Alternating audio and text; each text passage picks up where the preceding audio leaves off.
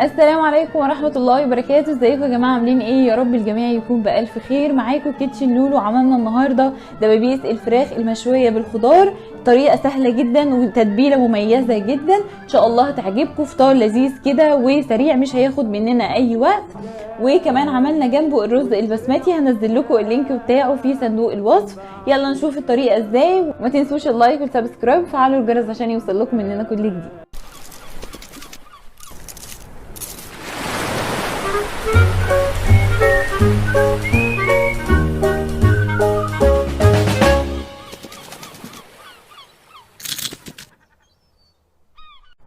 المقادير اللي معانا دول: كيلو من دبابيس الفراخ، حطيتهم في ميه ودقيق وليمون وخل، ونقعتهم كده حوالي 10 دقايق ربع ساعه. وبعد ما غسلتها عملت فيها شرايح بالسكينه كده زي ما حضراتكم شايفين.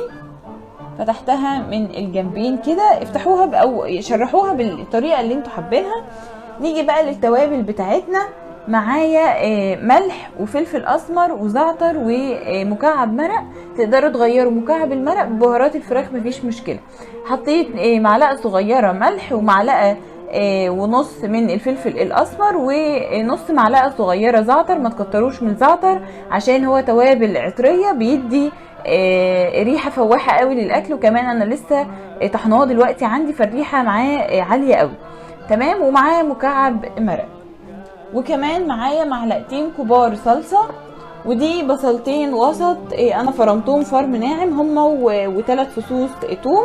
فرمتهم فرم ناعم كده عشان عايزه البصله تنزل ميه، بتعمل معايا طعم حلو قوي.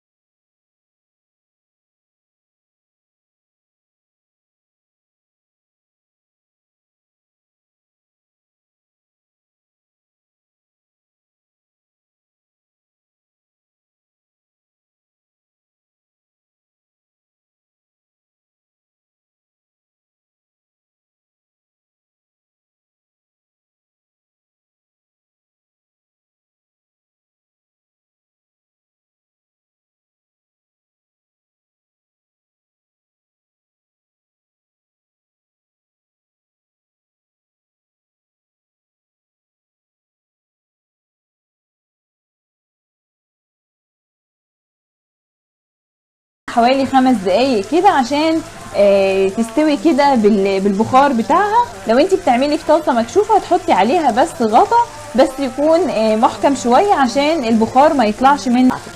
بصل خلاص اهو، وكده الفراخ بتاعتي يعني بدات تاخد تسويه حلوه. انا مش عايزاها تنشف، انا مرضتش اعملها في الفرن عشان الفرن انتوا عارفين دايما بينشف الحاجه. حط كده البصل على